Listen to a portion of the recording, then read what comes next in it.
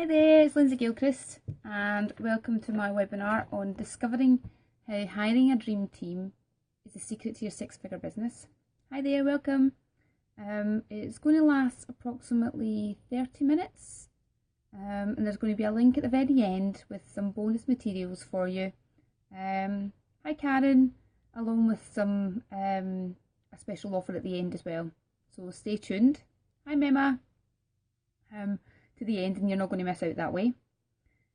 So okay then, let's just dive in and get started. I'm a little bit nervous, but let's start anyway. So I think I'd better introduce myself first. I'm Lindsay Gilchrist. I'm an online business manager and I have also got a Facebook group called Kick-Ass Biz and Productivity Tips. I'm mum to 3 boys, 6, 3 and the other one will be 1 next week. I work with clients as a strategic partner, so I take care of their biggest challenges and their smallest niggles while they're striving to make their business dreams. We've got free time to focus on making money, work with our clients and be seen and heard at every opportunity. So that's enough about me. Let's start talking about dream teams and six-figure businesses and get started right now. So I'm going to turn my screen round and start the presentation. So hopefully you can see that. So because you've signed up for the webinar, I know that you must need help in your business. I know that your business must be successful, but it costs you dearly in terms of your time and your effort. I know that you're ready to put plans into place and help you hit that six-figure income benchmark that you need. And of course, you obviously know that too. You also know that you can't keep doing everything yourself. And you know that you're ready to start hiring your dream team. You've obviously given it lots of thoughts. You know how many team members you possibly need to have, what roles they need to fulfill, but then you become stuck. Where do you start looking for that perfect team member, and how do you start slotting them into your business? Well, that's what this webinar is all about. I'm going to cover 21 fundamental points to help you fine-tune the business dream team recruitment process. And I'm going to share with you my first-hand advice so that you can avoid all the hidden pitfalls, and I'm going to give you tips that's going to help your business blossom and expand and make those 6 figures. Thank you so much for all the hearts. So, step 1, you've got to put one project manager in charge. This is really, really important. If you've got 5 people in your business, for example, each of them experts in their field in their own right, but not one of them knows what the other team member's doing, or how their own contribution or every other team member's contribution makes up the bigger picture, then you've basically got recipe for disaster. So you've got to appoint someone, even if it's you at the beginning, to coordinate everyone else in the team. A business manager or a project manager is basically like a choreographer in a ballet, or the director of a play. She's there to organise and oversee all the different roles and components so that nobody misses their cue. She's there to make sure that people make their entrances at the right time, scenery is shifted smoothly, and the story flows like magic. It's the same in business. It's the same with a business or a project manager. She's going to make sure that the copywriter's deadline gives the VA who's creating the slides enough time to do so before the release date. She makes sure that the transcriptionist's been hired for the webinar, that the web designer has the landing pages already set up, and that there's a clear schedule for promotional interviews and guest spots. Having one project manager to oversee your team and make sure that everyone knows it is the best idea. Step 2. You're going to have to formalise your systems and your office protocols. Even in a business that delights in operating in fluffy slippers and pyjamas, for example, creating clear systems and following them is essential for your success. You need to create your systems and your protocols for uploading your documents and your project components, signing off on projects even, who to contact when there unfortunately is a project glitch or for updates, each employee or contractor's responsibilities, and your customer contacts and your services. Now, by creating these protocols, making sure that everyone's aware of them and who's responsible for them is going to go a long way towards making your business flow smoothly and efficiently. You're also going to have a company manual, you're probably groaning right now, because in the same vein, you've got to put these protocols and procedures into your company manual. You've got to keep the master copy, and you only hand out the relevant sections to each employee or contractor that needs them. Step 4. You're going to have to make sure that your entire team knows and understands how your business actually works. So it doesn't mean letting them see your bank balance. It means ensuring them that they know how they all fit together with all the other cogs in your business.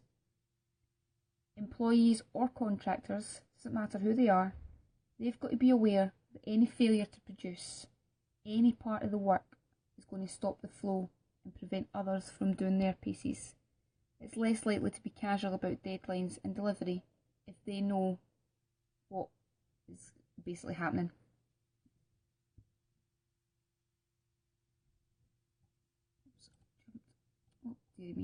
Step 5. You're going to have to define your project specifications clearly. You're never going to commit the cardinal sins of expecting your contractor or employee to read your mind.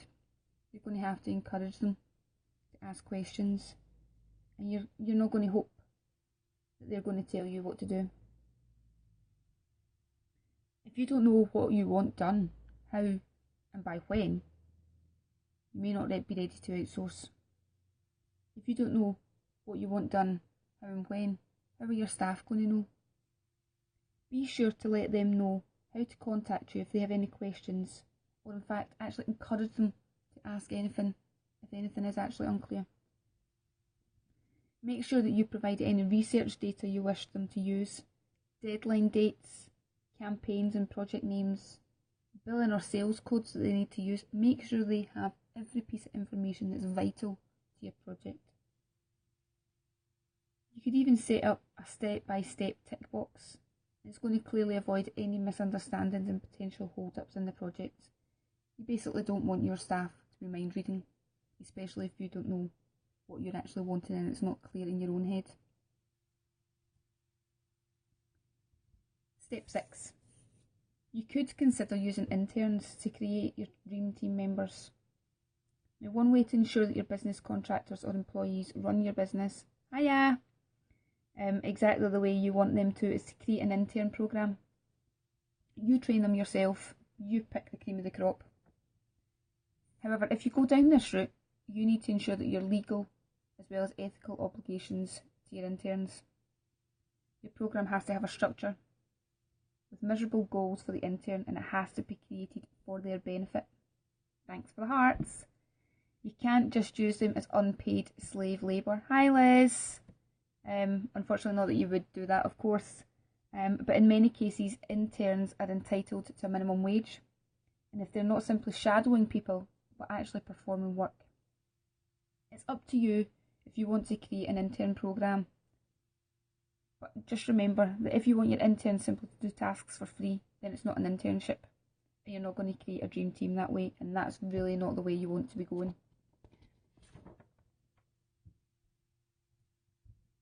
Step 7. You want to ask for recommendations. Since you're most likely going to use virtual contractors for your online business, ask them for recommendations. Ask any contractor that you work with who they would recommend. Any contractor worth their salt has more than one client and often more than one of their own employees or contractors. More work is always welcome with them. Step 8. Just a quick one here. Check and screen them carefully. Don't be casual with the interview process. Check every reference and screen your potential contractor or employee carefully. It's a good idea to try and meet with them face to face too, but Skype can be used if the geography is a challenge. You can even get somebody else to do the screening for you if you're way too busy. Get a VA, for example. They can do all the screening for you, do all the research and provide a report back to you. So again, you're saving your time. Step 9. Create a jobs or a careers page on your website. The best way to attract the right candidate is to post your vacancies on your website. Detail who you're looking for, what position that you actually want to fill, what experience and skills that they should have, how many hours per week you're going to need them, how long you want them to commit to working with you, how they're going to apply, and what to expect from the whole application process, and any other data that you think they're going to need. Be sure to let people know when that position's been filled. Do not succumb to the temptation of just leaving open in the hope of collecting more information from people that are interested. References and a reputation go both ways, and you won't impress the best candidates by pulling the, "Oh, I'm sorry, I should have taken that down a week ago." Step 10. Use social media. Target the perfect candidate for each task or position, because you might need more than one person. It's not one person does all jobs. And put thought and care into your job. Description on your new jobs page. Then publicise it. Thank you. Hi, Lynn. Share the links among your social networks such as Facebook, Twitter, LinkedIn, Google+, and even come on Periscope. Like me today. Scared witless, but never mind. Come on here. Tell people about it. You never know who's listening to you and who can give you that recommendation. Step 11. You've got to use the right communication channels. There are multiple ways to communicate virtually, so make sure that you choose the right method and the most natural and comfortable for you and your team. Now, when hiring your contractors or your employees, check how comfortable and proficient they are with the communication systems as well. So email, how would they respond to things when you're on the phone with them? How do they deal with that? A lot of people don't like being on the phone. The same with Skype and webcams. How are they at holding a meeting, for example? Instant messaging. How are they at using a project management system if you're able to find that information out? And texting. Oh my God, are they one of these people that do all the 8s and the numbers and shortening things? You don't want that possibly going out to your clients, so make sure they're doing it all correctly. Ask their preferences as well, and make sure that as part of the protocol manual specifies the expected means and the time frames of communications. So if you're saying in your manual and to your clients that you're going to reply to them within 24 hours, make sure that that's what people are actually doing. Step 12. Do the best to create stability. The popular conception of freelancers are as people who don't want to be tied down. It's not usually the norm. Most freelancers would love to have regular clients and regular projects. So if you're outsourcing to contractors, let them know that you're happy with their work and that you like to repeat a similar schedule monthly. Likewise, even if you have 4 department managers, one of whom is possibly, say, supervising a team of copywriters, don't make the fatal mistake of thinking that you've only got 4 managers. You've got a team there. You've got other people within the team down the line. Every single person who works for your company wants to feel valued and valuable. Contractors are the same.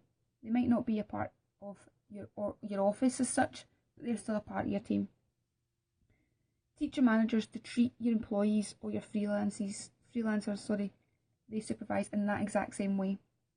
Your company is only good as your product or service or the work it produces.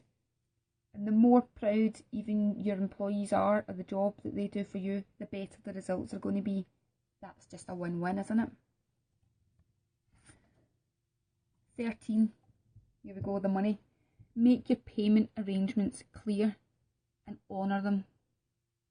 Not many contractors allow you to pay after you've received the goods or services and rake in some profits for their work, unless they have a large enough operating budget, that is, to agree to invoice you monthly like an offline corporate company would do.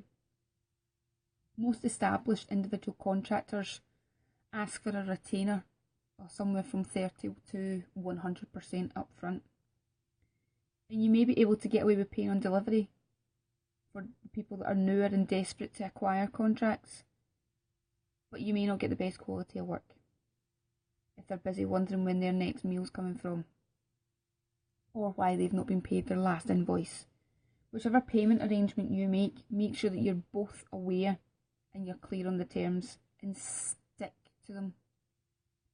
Nothing derails a small contractor's concentration and motivation more than the anxiety over payment.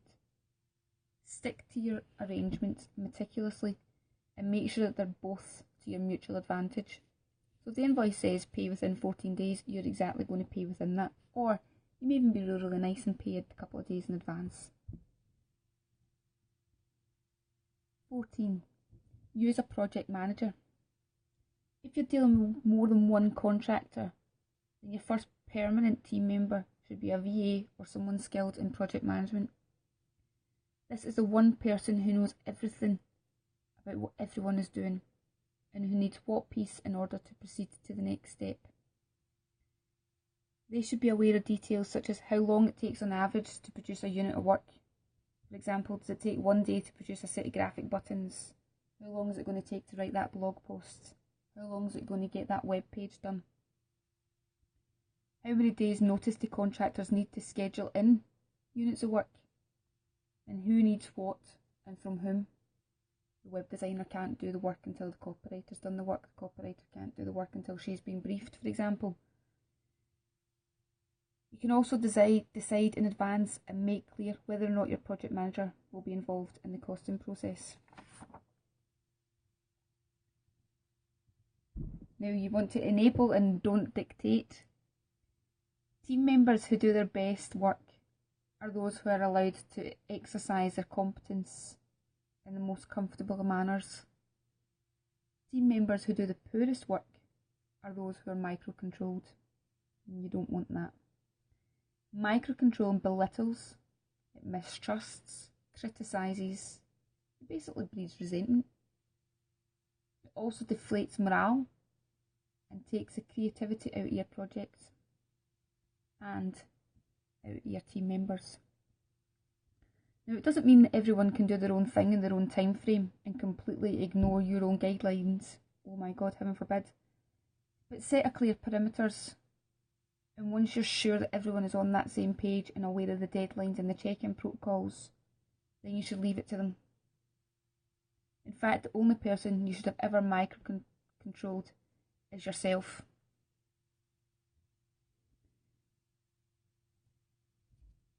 Step 16. Oh, I've done something here. Oh, what have I done? There we go. Step 16. Break up each project into smaller elements. Rather than having your VA to, for example, write your ebook, do all the graphics, format it, get it uploaded onto your website, set up any payment systems, or code the landing page as well, outsource each segment to a specialist contractor in that area. That way, if she disappears, there's an illness or a disaster, you aren't going to be up the creek with your entire project in limbo. Just as contractors shouldn't, and usually don't, put all their eggs in the one basket by having only one client. You should not just rely on the one single contractor or employee for every phase of your project development. Remember, it's easier to find someone to code a single web page than to find someone suddenly to take over your whole project entirely. And step 17, get feedback and reviews. If you're thinking of starting out by hiring someone from job directories such as Fiverr.com or Guru or Elance, for instance, read all the feedback and the reviews and pay close attention to the good and the bad points that are raised there. Use your common sense to weed out any ignorant comments, because there's always some.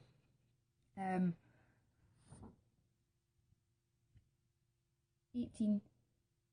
Also, feedback again, but give it to your employees and your contractors.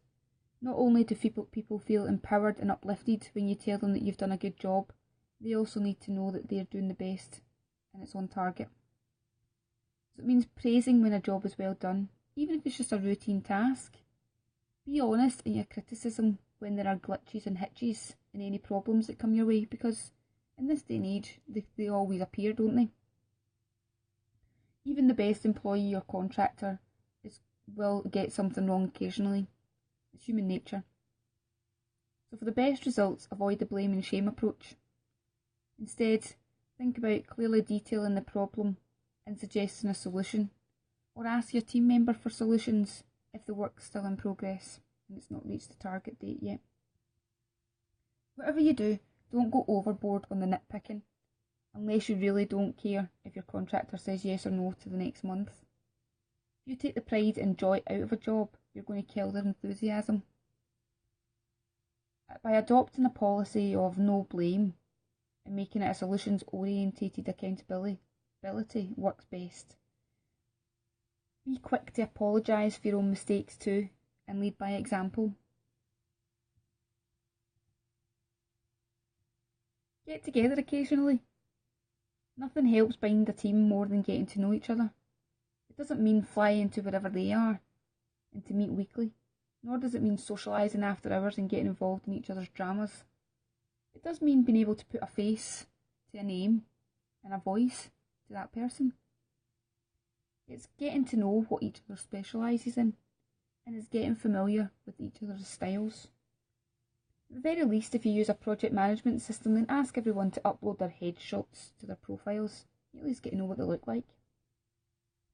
One way to get together when you all work in different cities or countries is to have a weekly meeting via, for example, Google Plus Hangouts or via Zoom.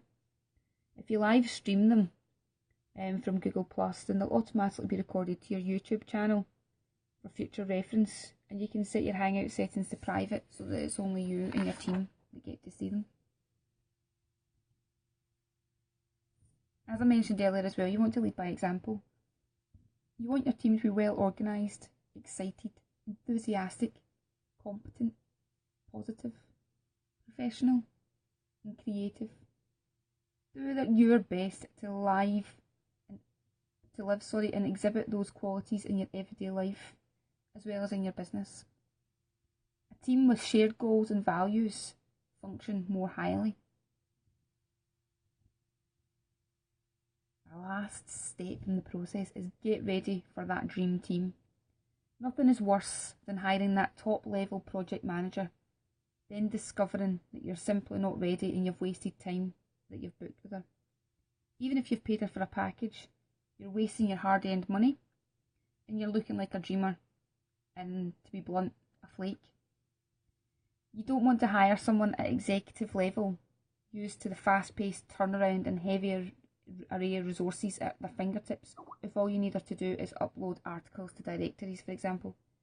Get someone with the specialised skills, but whose overall business pacing and size matches your needs or just slightly exceeds those. Discuss your level of experience, frankly, during the hiring interview. Let them know what you're looking for them to provide, and be careful to pay attention to the answers. Make sure that you're ready for your dream team, because that's the secret to your 6-figure business. And we all want that, don't we? So that's it. I hope you've enjoyed the webinar and the tips, and that it's spurred you into taking action. Finding your dream team can bring you incredible benefits, not only to you, but to your business and your lifestyle. And it can be the key to reaching your 6-figure income goal. Now, as promised, I've got some bonus materials for you for staying to the very end. And here's the link. It is bit.ly for bit.ly /dream-team-freebies. And within there, you'll be able to get access to a 15-week calendar to use as a guide. I'll just give you a wee show of what it will look like. Here we go. It's your 15-week calendar to use as a guide to putting your dream team together. So there we go, it takes you through. That's just your first week, guys. And then week 2 is all about planning and hiring. Week 3 is team implementation and coordinating.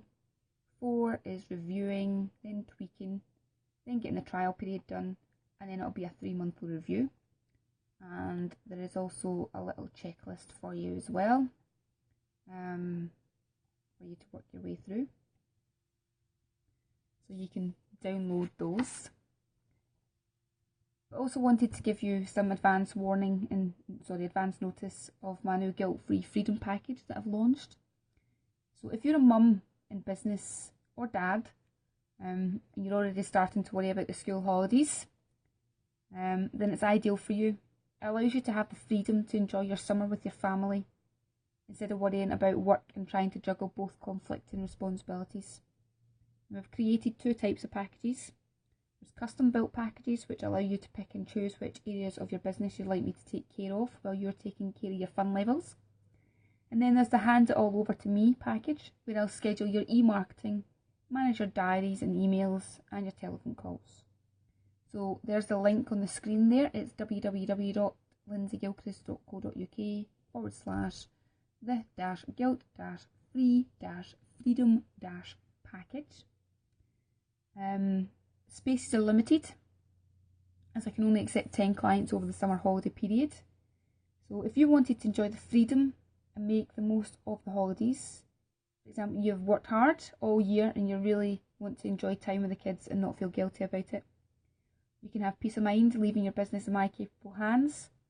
And hi Laura, thank you. And you can focus on the fun days out instead of trying to snatch a couple of hours in the soft play area. You can also be in control of your schedule and play as much as you like without worrying about work. And I currently have a special offer on at the moment until 8 PM UK time tonight. So if you sign up or get in contact with me by 8 PM, then you'll get a 25% discount off your first invoice. And who doesn't like money off? Remember, I only have 10 spaces available, and they're going to be snapped up now that this offer's out there. So don't be the one that misses out. Contact me now and make sure that your guilt-free summer holidays are just around the corner. If you wait till tomorrow, it's going to be too late. So do get in contact. But if you have any questions about the webinar, I'll be here for another couple of minutes if you want to put them in the chat area. Or you can hop over to my Kick-Ass Biz Productivity Tips Facebook group. Search for it on Facebook and you'll find it in there, and we can have a question and answer session in there. Alternatively, if you've got any questions about the services that I can provide, then please do drop me an email at obm@lindsaygilchrist.co.uk or visit my website at www.lindsaygilchrist.co.uk. So yeah, thanks very much. Oh, cheers, Mema, that's lovely. I'm loving the hearts, really am. So does anyone have any questions? I'll be here for the next couple of minutes.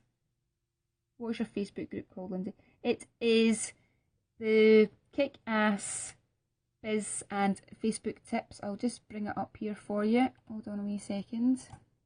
I'll give you the link because it's changed. Just bear with me a wee second. Where are we?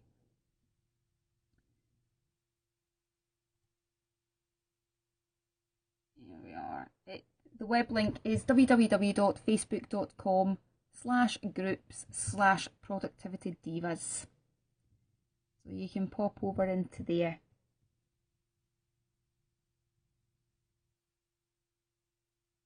Any other questions?